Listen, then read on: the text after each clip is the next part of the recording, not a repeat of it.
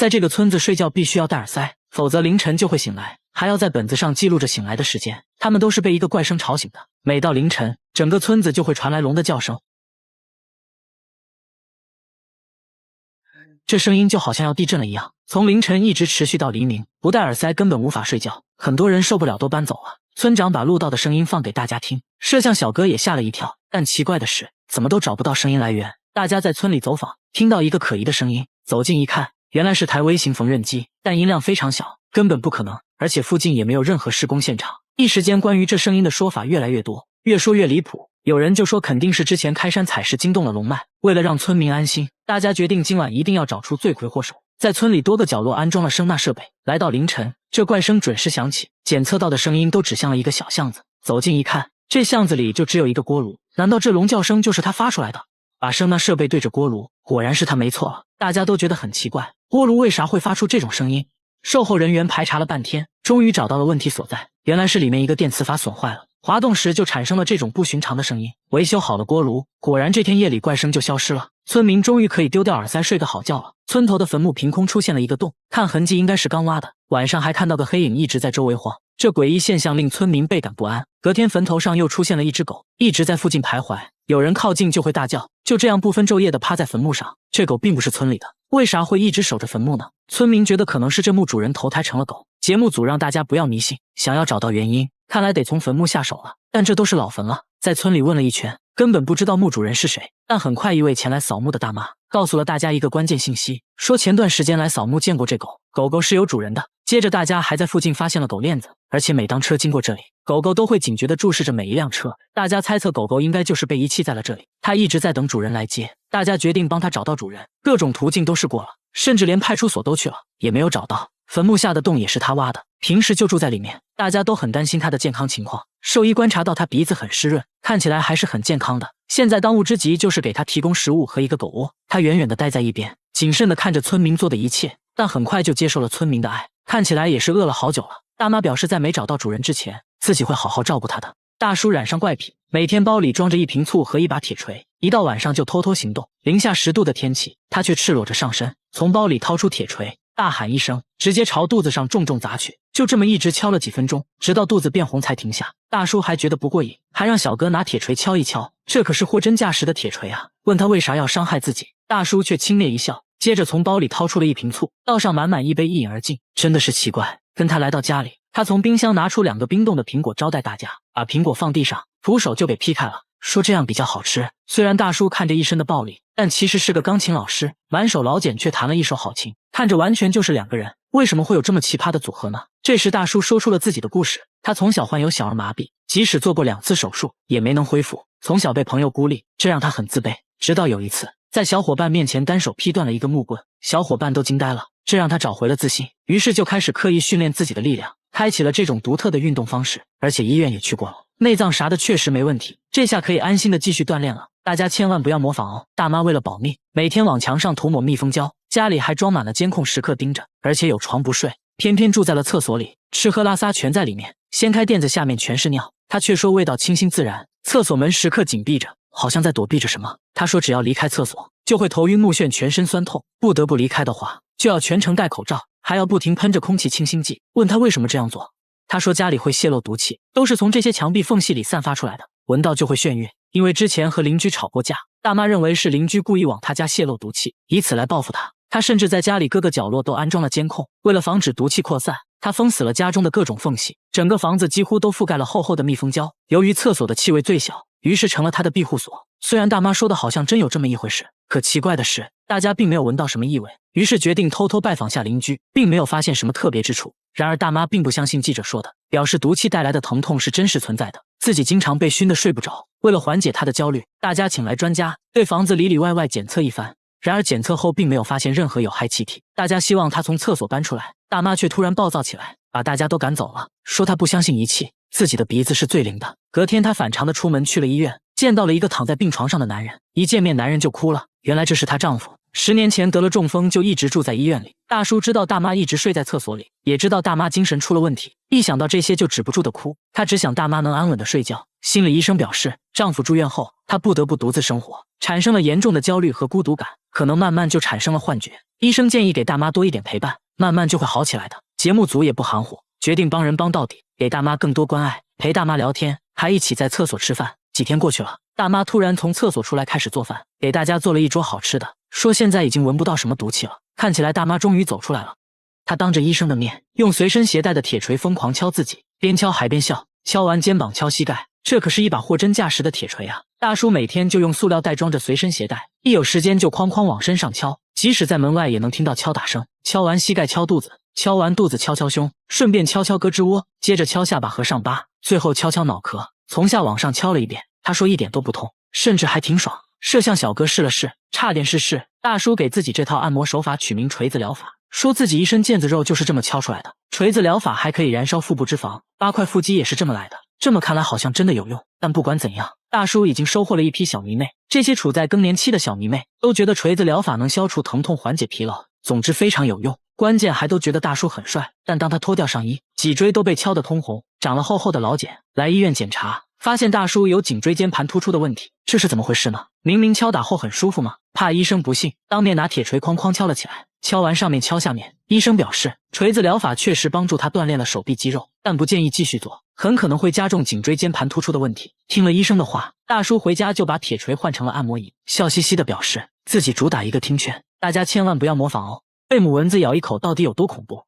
这相当于往身上插了6把刀，他们对着伤口边吸血边吐口水，甚至还不停拉屎。下面就来看看蚊子恐怖的吸血过程。当你刚闭上眼睛，蚊子就悄悄飞到你身边，找到最容易下嘴的地方，直接就是一口老痰，进行局部麻醉。蚊子的细长嘴巴被称为口器，不到1毫米的口器竟然藏了6根针，它们各司其职。当蚊子开始吸血时，先用2根锯齿针割开表皮最外面的一层，它们非常锋利，你几乎感觉不到它的存在。2根刺血针帮忙寻找人体血管，找到血管，蚊子并不会马上就吸，而是先注射一种含酶的唾液，防止血液凝结，使血液能被顺畅吸入，然后就开始了干饭。蚊子一次可以摄入体重2到3倍的血液，为了能尽量多吸食血液，蚊子会把消化器官中的食物残渣尽量排空。它们就这样一边吐一边吃一边拉，从蚊子落到皮肤上直至吸饱，总过程约2分钟左右。就在它吸血的过程中，顺便把病毒也带到血液里，导致每年大量人死亡，蚊子也就成了世界上最致命的昆虫。其实吸血的都是母蚊子，公蚊子的口气没有母蚊子发达，也就能吸一吸花蜜之类的。蚊子叮咬后出现的发痒肿块，其实是我们自身免疫系统处理蚊子唾液产生的。也就是说，让我们长出大肿包的其实不是蚊子，而是我们积极干活的免疫系统。如果你身上有些肿块特别大特别痒，那么很可能遇到了新手蚊子，它们寻找血管的技术生疏，吐的口水比较多导致的。希望大家都能遇到专业点的蚊子，毕竟肿块能小一点。他要挑战徒手把生肌肉拍熟，没想到过程中意外不断，难度大大超乎了他的想象。在拍打了135000次，看到肌肉变熟的那一刻，感觉一切都值了。废话少说，挑战开始。真徒手是不可能的，所以先打造工具，模拟人手拍打的效果。原理就是把动能转化成热能，从而使肌肉变熟。准备完成，开始挑战。结果还没拍2下，设备就散架了。他决定对设备整体升级，支架全部换成了镀锌钢材质，给外壳又加装了保温泡沫。挑战又开始了。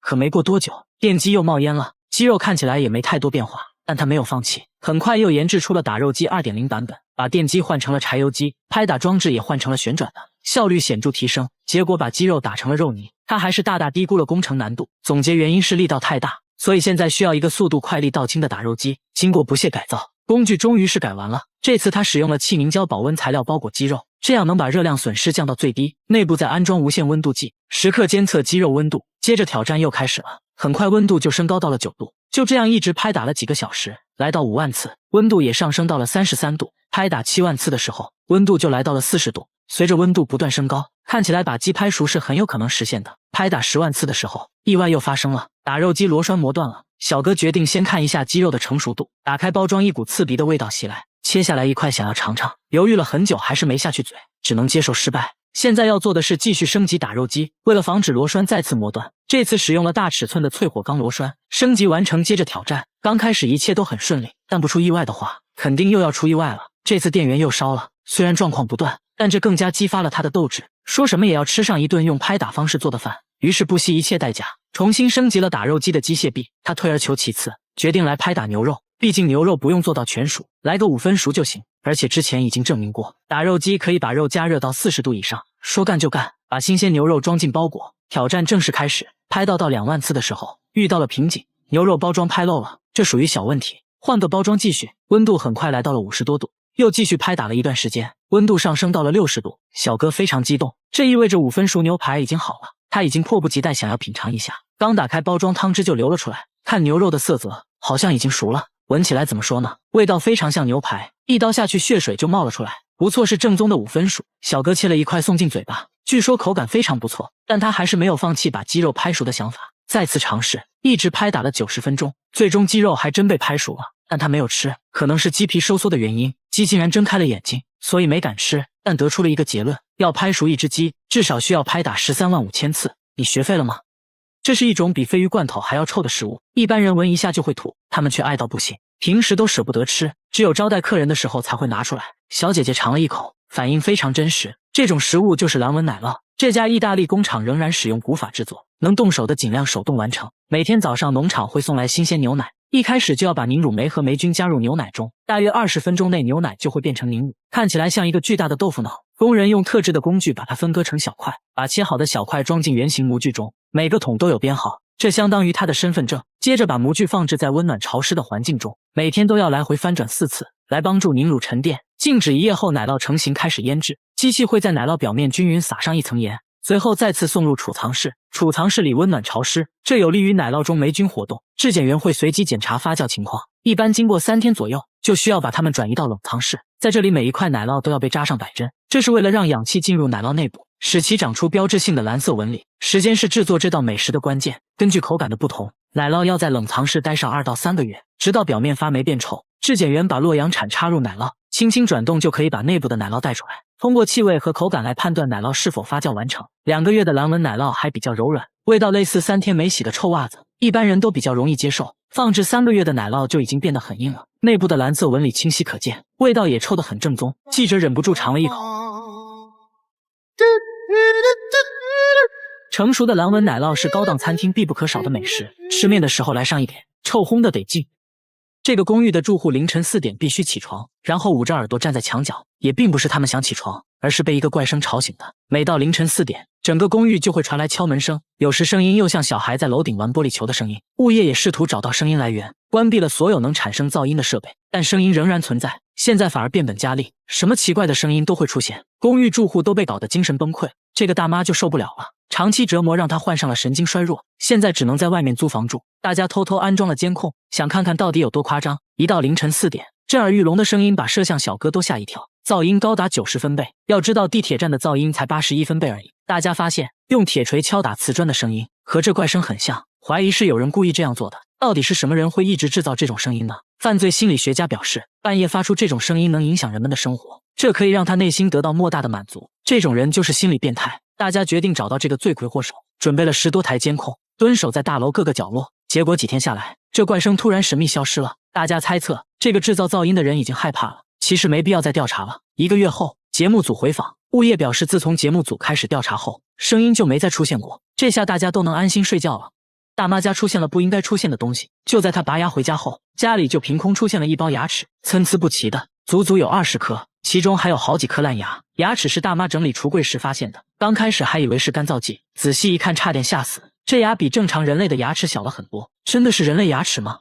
牙医看了一眼，说不仅是人类牙齿，而且还是小孩的乳牙。一个人一般就有20颗乳牙，而这一包恰巧就有20颗，从形状上判断，应该就是同一个人的，很明显是专门收藏起来的。一听说是乳牙，大爷很不理解，因为老两口根本就没有孩子，最近也没人来过家里，那为啥会出现在自己家呢？这会不会是某种诅咒呢？随后记者在家里发现了蹊跷。10号这天，日历上标注的行程是去看牙医。大妈说那天确实去拔牙了，自己记性不好就在日历上做了标注，那会不会是她不小心从诊所带回来的呢？大妈却一口否认，大家也不确定她有没有健忘症。为了排除这种可能，接着来到牙医诊所，调出了监控，确实没看到大妈拿走任何东西。那牙齿到底是从哪里来的呢？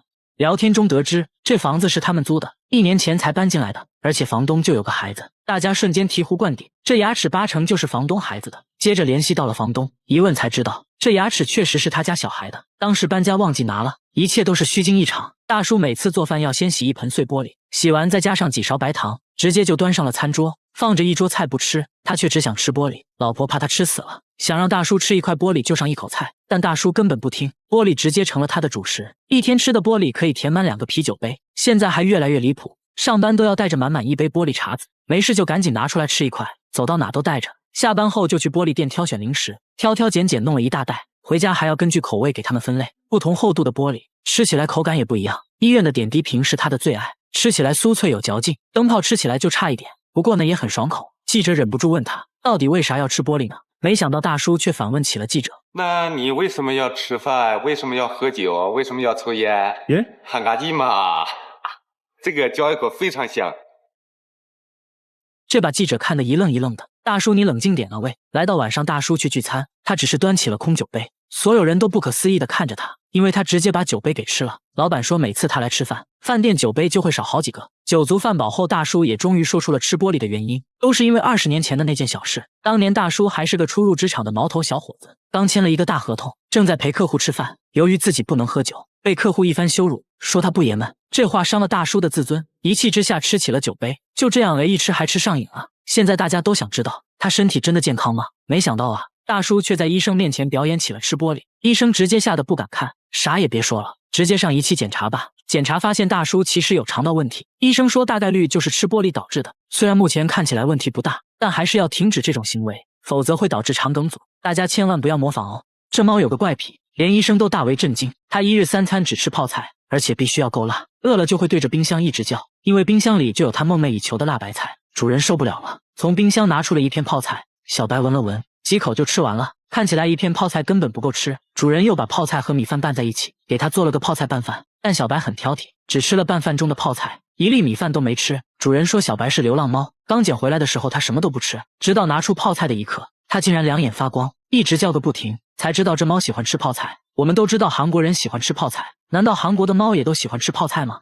随后节目组做了个实验，分别准备了4种食物。现在第1只猫登场了，只见它来回闻了闻，毫不犹豫地选择了猫粮。第2只猫闻了闻泡菜，看起来味道不错呀，然后就选择了旁边的鱼罐头。接着1只3个月大的猫咪上场了，它直接就奔向了猫粮。你看连3个月大的猫咪都知道猫就应该吃猫粮吗？最后到小白出场了，他都没看一眼猫粮以及鱼罐头，对着泡菜就开始干饭。主人觉得泡菜太辣，吃多了不好，于是把泡菜洗完再给小白吃，结果小白闻了一下连连后退。小白心想，洗过的泡菜能叫泡菜吗？随后竟离家出走了。等发现他的时候，他正在垃圾堆里吃泡菜，吃得满嘴通红。小白为啥对泡菜这么情有独钟呢？该不会有什么毛病吧？主人带他来到宠物医院，医生听完也大为震惊。一番检查下来，小白身体却很健康，只能说他天赋异禀。不过呢，医生还是建议要少吃泡菜。主人也很听话，回家就给小白做了泡菜味的猫粮，把猫粮和泡菜混合在一起。没想到啊，天生傲骨的小白竟然配合吃了起来。那就希望小白尽快戒掉泡菜，做个正经猫咪吧。大爷拿着1颗鸡蛋来到医院，因为这鸡蛋竟然有70多个蛋黄，不仅透明还很有弹性。这怪蛋是大爷在鸡窝发现的，当时就感觉蛋壳比较软，因为这母鸡之前也下过软蛋，大爷也没在意，回家就把蛋煮了。结果煮开后，蛋壳里竟然蹦出了70多颗透明的蛋黄，就像弹珠一样。大爷慌了，活一辈子了都没见过这种事，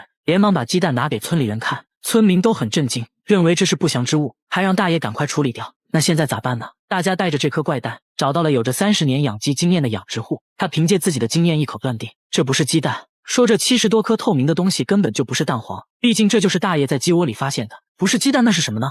大家思前想后，建议大爷去医院问问。医生看到就笑了起来，说这很明显就是人造的，看起来呢更像是一种玩具，真的只是玩具吗？那这样只好去找玩具专家了。一打开盒子，玩具专家们就开始窃窃私语，接着异口同声地说是奇趣蛋，还说这里面有弹珠，可以捏着玩。奇趣蛋和这个怪蛋不能说是很像，只能说是一模一样。随后大家还买来了这种玩具，剪开就冒出了大量弹珠。原来让全村震惊的怪蛋只是一个玩具而已。大爷略显尴尬地笑了起来。但现在还有一个问题，到底是谁把这玩具丢在了鸡笼里？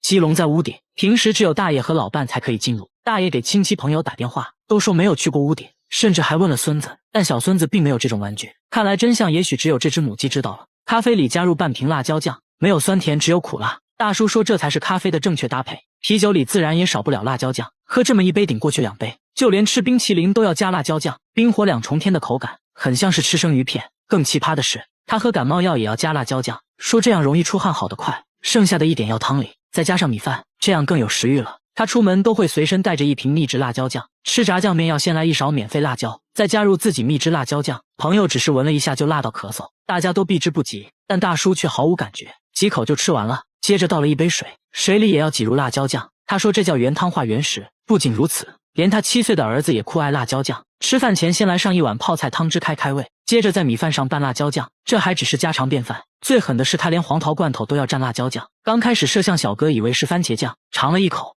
确实厉害，不仅是辣椒，各种各样的芥末也是他的最爱。那他们真的健康吗？经过检查，发现父亲患有严重的胃溃疡，儿子很幸运，暂时没发现问题。医生还是建议少吃，毕竟正在长身体，大家千万不要模仿哦。